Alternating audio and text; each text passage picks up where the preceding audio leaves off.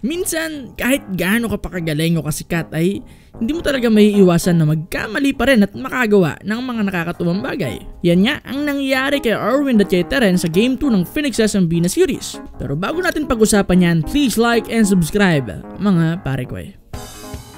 Una nga ay nang papasok na si Terence Romeo ay nakalimutan niyang hindi niya pala suot ang kanyang jersey.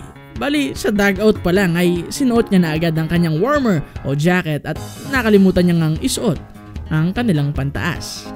Buti na nga lamang at hindi lang sa kanya nangyari ito.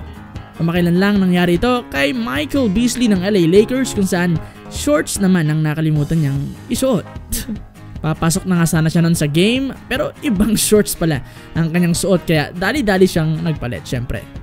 Well, napakarami namang naka-experience talaga niyan sa NBA, sa PBA at sa kung ano-ano pang mga liga. At ayos rin namang makakita ng ganito paminsan-minsan para hindi nga tayo palaging seryoso.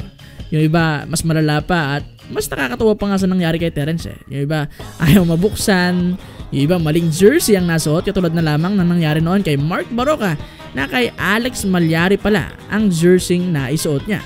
Kaya ayun, balik rin tuloy siya sa dugout ng San Mig Coffee Mixers. Iba naman baliktad ang suot na jersey at nakapasok na sa mismong loob ng court at saka lang nila na-realize na baliktad pala ang suot nilang jersey. Kaya ayos lang yan Terence kahit sunod-sunod na ang nakakatawa mong ginawa ay ang ganda naman ng nilaro mo nitong Game 2 ng PBA Semifinals. Sumunod naman ay si Arwin Santos na mayroong sikat na dunk noon na tinawag na Spider-Man dunk kung saan naglalambitin, dinidikit ang paa sa board at may hand gesture ni Spider-Man. But unfortunately for Santos ay may pataw na itong parusa sa PBA ngayong season. Kaya mayroon na ngang technical foul at multa kung uulitin niya pa ito. Pero nung nagkaroon nga ng libreng moment si Santos ay sumablay nga ang kanyang layup or dunk o kung ano mang iniisip niyang gawin, di ba?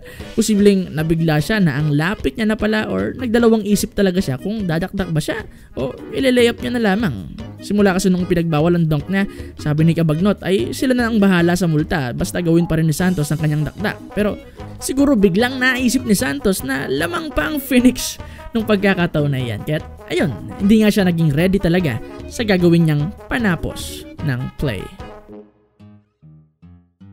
Ang pag-aagawan sa bola ay tila isa sa mga exciting na mangyayari sa game dahil dyan mo makikita ang kagustuhang manalo ng mga manlalaro. Nangyari rin yan sa Game 2 ng Phoenix SMB.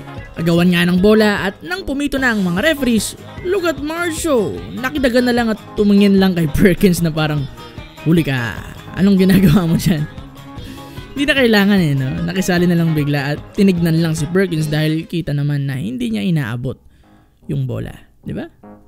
Pero yun nga mga pare ko, sana nag-enjoy kayo sa video na ito. Kung gumanda mood nyo, please like the video para malaman ko kung gagawa pa ako ng mga kasunod. Hindi ko rin alam kung anong itatawag ko sa segment na ito sa ating channel kaya tulungan nyo rin ako sa comment section.